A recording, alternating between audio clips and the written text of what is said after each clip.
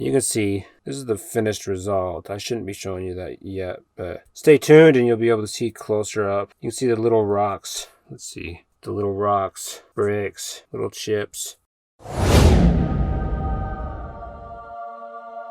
How are you today? Art Jeremiah here, and I'm back with another video about building a dungeon. If you haven't done so already, consider subscribing to the channel for weekly inspiration. And now, what we've been waiting for a couple weeks, another dungeon room. So, we're going to start off with just that basic room that we normally do. And this is a hallway, obviously.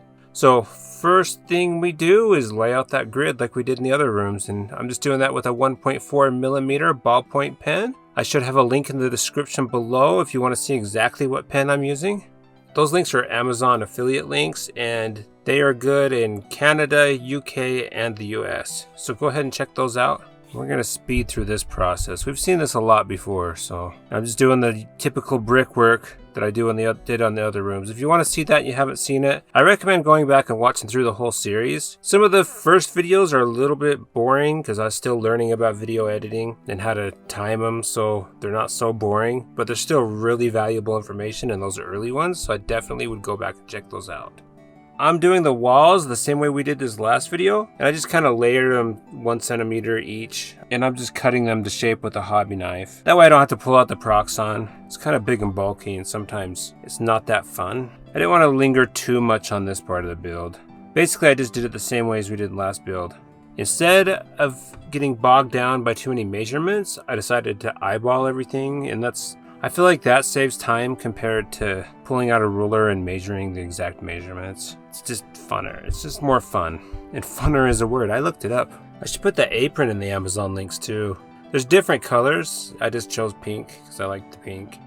Okay, now I'm taking this reused piece of card. This was actually from a 10-pack of masks that I bought. Any sort of cardstock will work. You don't really even need cardstock. A lot of times I do this kind of thing on construction paper because I'm just going for a base on the bottom. I just figured I'd use something that other people would have sitting around. Just trash. It can be anything you want. Plastic, cardboard. It won't warp with well, depending on what glue you're using. With what I'm going to be using, it's not going to warp.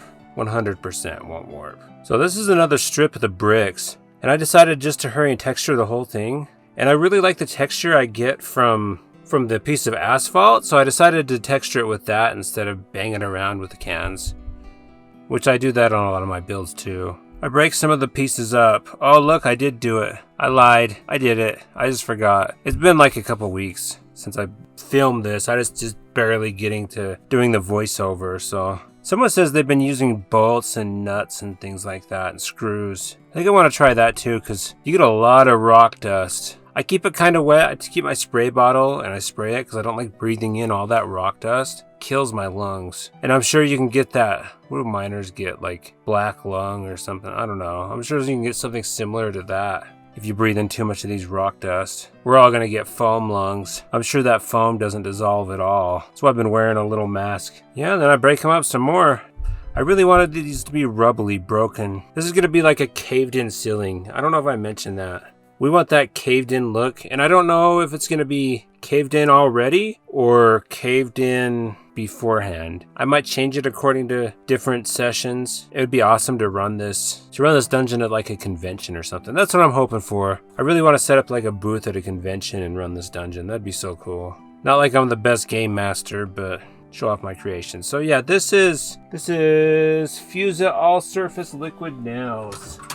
It's not, I mean, it's kind of expensive, kind of not. I think this is like $3 for the tube. This thing was like $5. It's really worth it. This is silicone based, but it's not silicone. It's a lot stickier than silicone, and it doesn't absorb water, so it's not going to warp. So yeah, this is a pretty fun part. I just spread that all over the piece of card, and then I start adding my bricks, and I add little pieces of rock. I bought these little rocks at the dollar store. I really like the texture. It's better than the rocks that I get outside, and I don't have to sit there and sanitize them. The only problem I have with it is with hot glue. They tend to fall off because they're really dusty, so I gotta make sure to dust them off before I use them if I'm using hot glue. You can see this is the finished result. I shouldn't be showing you that yet, but stay tuned and you'll be able to see closer up. You can see the little rocks. Let's see. the little rocks, bricks, little chips. So then I have these white rocks, these bigger white rocks, and I also have little aquarium gravel, and I also have some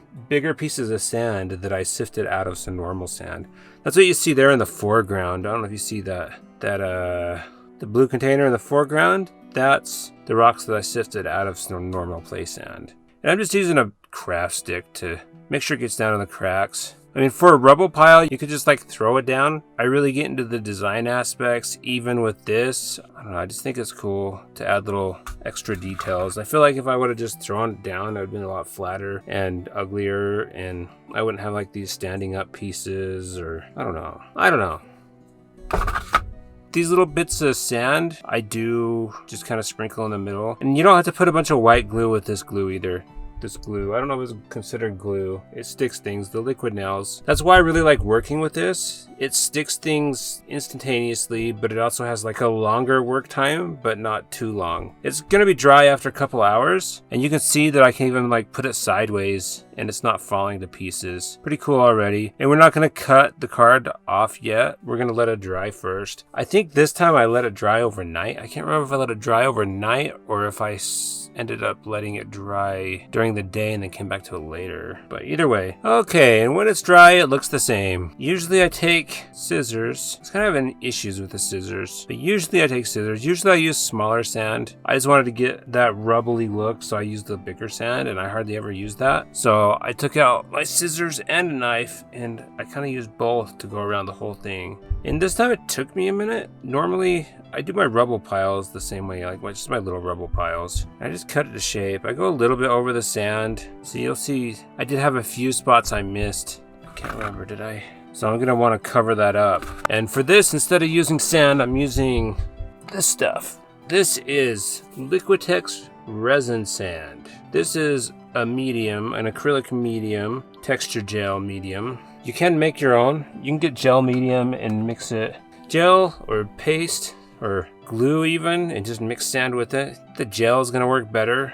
This, I like this because it's pre-mixed and I don't have to waste the time. I did add a little bit of black paint to the whole mixture, and I actually use this quite a bit lately. I'm almost out, I need to buy more. Yeah, and all the areas that, basically, my main concern is covering up all the areas that are like around the edges that you can still see the liquid nails. But I also added some for like decoration on top of some of the bricks and stuff like that.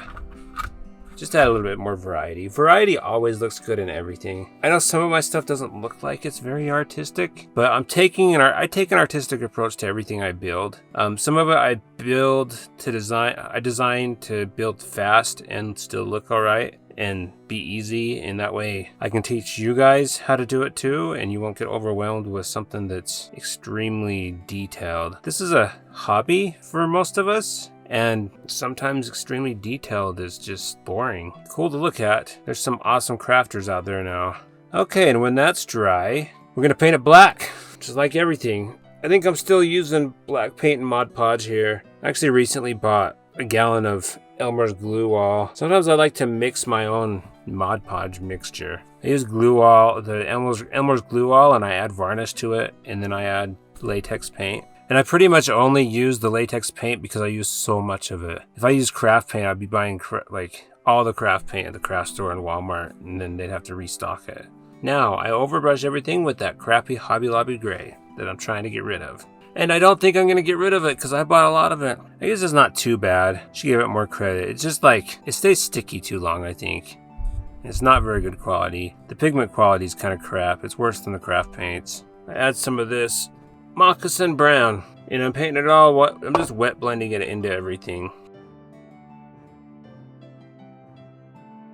So we're gonna take some antique white, my favorite dry brushing color, antique white. Sometimes, depending on what I'm doing, I do different colors. Some skin tone also works good for this kind of thing.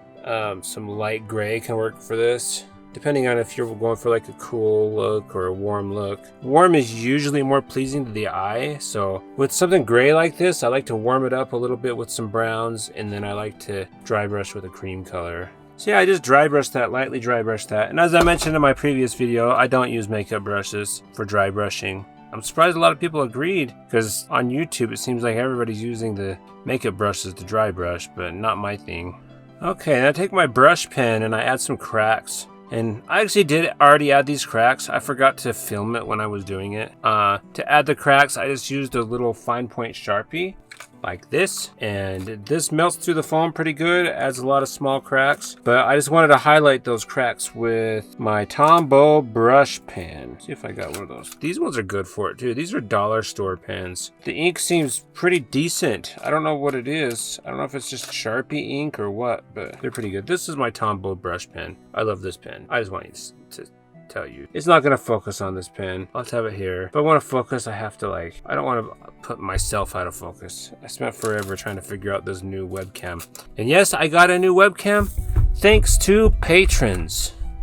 I appreciate all you guys. The new ones, the ones that's been around for a long time, August and Paul, and you guys have been around forever. Charles, you joined recently. You've been a fan already. Thank you to the patrons. I appreciate all you guys. Anyway, this time I'm doing a thick black wash. This is black ink, water, and flow improver. That's my favorite recipe for black washes. A lot of people have their little dish soap recipe. I don't like that as much. I enjoy flow improver for your basic wash. Just a few drops. Do too much and it's just gonna drip right off everything. And then I use our dank effects that we mixed up in earlier videos. And if you didn't catch that, definitely recommend catching that. It is basically just yellow paint with a dot of black in it, and shake it up with a bunch of water and a flow improver. I don't know if I used flow improver. I think I used glazing medium.